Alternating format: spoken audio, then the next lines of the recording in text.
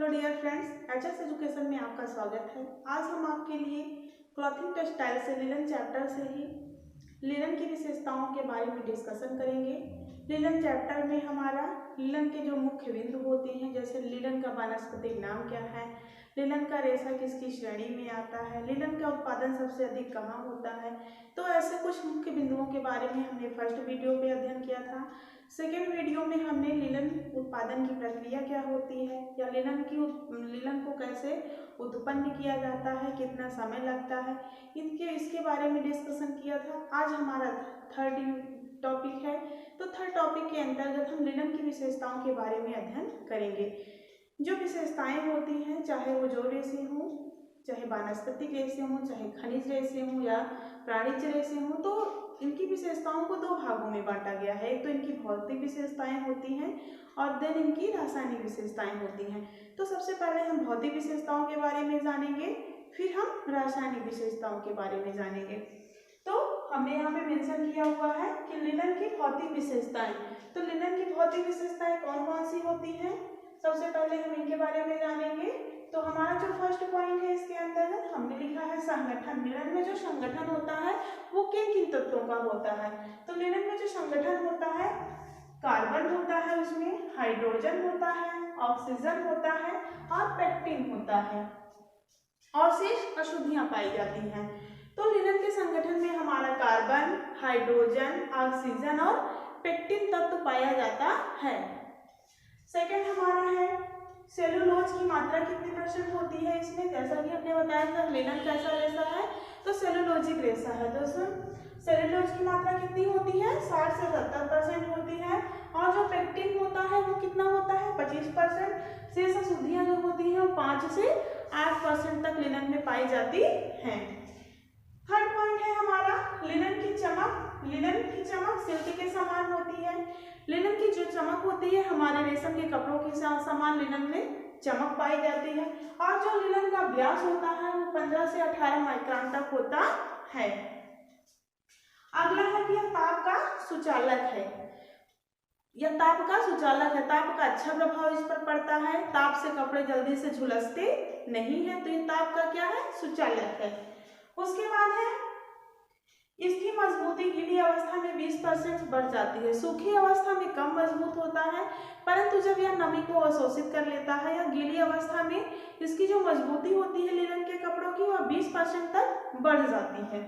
उसके बाद हमारा अगला पॉइंट क्या है, यह शरीर को ठंडक प्रदान करता है। तो गर्मी में यह कपड़ा पहनने के लिए बहुत उपयुक्त है, क्योंकि यह हमारे शरीर को ठंडा का एहसास कराता है, ठंडा प्रदान करता है। तो गर्मी के लिए लिनन के कपड़े अच्छे माने जाते हैं। उसके बाद है पीली लौ रंग गंध कागज के समान। लिनन के कपड़े को जब जलाया जाता है, जो उससे लपटें निकलती है, जो लौ होती है वो पीले रंग की होती है।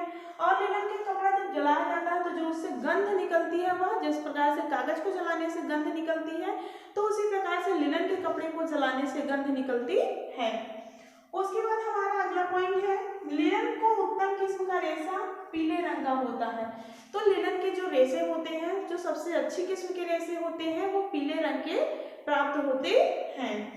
उसके बाद है इसमें रगड़ और घर्षण का कोई प्रभाव नहीं पड़ता है। जब हम कपड़ों को रब करते हैं, रगड़ते हैं, उस पर घर्षण करते हैं, तो लिनन के कपड़े जो होते हैं मजबूत होते हैं, तो इस पे रगड़ और घर्षण का हानिकारक प्रभाव नहीं पड़ता है।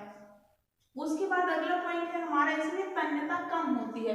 तन्यता का मतलब होता है इलास्टिसिटी, खिंचाव का गुण। यह कपड़ा हमारा तनता नहीं है, प्रत्यास्थता इसमें नहीं पाया जाता है, तो तन्यता का अभाव कम होता है।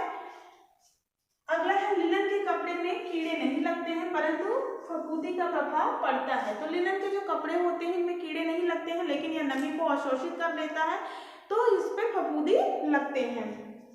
इसकी जो परिसज्जा होती है लिनन के कपड़ों की 30 से 60 घंटे तक लगते हैं। जब लिनन के कपड़े हमें आमतौर पर प्राप्त होते हैं, तो इसके जो रेशे होते हैं वो गोल आकृति के होते हैं, परंतु इसकी कुटाई करके, परिसज्जा करके इसके रेशे को चपटा बनाया जाता है, जिससे इसमें चमक बढ़ जाती है। और यह प्रोसेस करने में कम से कम 30 से 60 घंटे तक लगता है। उसके बाद जो लिनन का रेशा होता है यह वानस्पतिक जगत, प्राकृतिक जगत में वानस्पतिक जगत का सबसे लंबा रेशा होता है। इसके जो रेशे होते हैं वो 10 से 20 इंच के होते हैं। तो इस प्रकार से हमने लिनन के भौतिक विशेषताओं के बारे में जाना। अब हम लिनन की रासायनिक विशेषताओं के बारे में जानेंगे। अगला हम जानेंगे लिनन की रासायनिक विशेषता। तो लिनन की रासायनिक विशेषता क्या क्या होती है, तो हमने यहाँ पे लिखा हुआ है लिनन की रासायनिक विशेषता। तो लिनन की रासायनिक विशेषता में हमारा पहला पॉइंट क्या है कि जो लिनन के कपड़े होते हैं इस पर अम्ल का हानिकारक प्रभाव पड़ता है। अम्ल का इस पर हानिकारक प्रभाव पड़ता है। सेकंड बिंदु हमारा है कि इस पर क्षार का अच्छा प्रभाव पड़ता है। अल्कलाइन का अच्छा प्रभाव पड़ता है, पर एसिड का इस पर बुरा प्रभाव पड़ता है या हानिकारक प्रभाव पड़ता है। अगला पॉइंट है हमारा कि लिनन के कपड़े जो होते हैं इस पर जो रंग चढ़ते हैं बहुत ही मुश्किल से चढ़ते हैं। इस पर रंग आसानी से नहीं चढ़ते हैं क्योंकि इसकी सतह जो होती है बहुत चिकनी होती है। इसका जो सरफेस होता है कपड़े का वो बहुत चिकना होता है, इसलिए इस पर जो रंग चढ़ता है बहुत मुश्किल से चढ़ता है। तो लिनन के कपड़े पर रंग चढ़ने के लिए या रंगाई करने के लिए क्या करते हैं, रंग को पक्का करने के लिए नमक एवं फिटकरी का प्रयोग करते हैं। उसके बाद हमारा अगला बिंदु क्या है कि इस पर तीव्र ब्लीच का हानिकारक प्रभाव पड़ता है। कपड़े को जब ब्लीच किया जाता है तो कपड़ा क्या करता है, वहां से जो कलर होता है वो कलर वहां से निकल जाते हैं, तो ब्लीच का इस पर हानिकारक प्रभाव पड़ता है। लेकिन जो घरेलू ब्लीच हमारी होती है उसका नाम होता है सोडियम हाइड्रोक्लोराइड। तो सोडियम हाइड्रोक्लोराइड के द्वारा हम लिनन के कपड़े पर ब्लीच भी कर सकते हैं, उसका प्रभाव अच्छा पड़ता है। अगला है कि इसमें पसीने सोखने की क्षमता पाई जाती है, परंतु यदि पसीना ज्यादा अम्लीय हो तो उसका हानिकारक प्रभाव पड़ता है। तो लिनन के जो कपड़े होते हैं इनमें नमी अवशोषण करने का गुण पाया जाता है।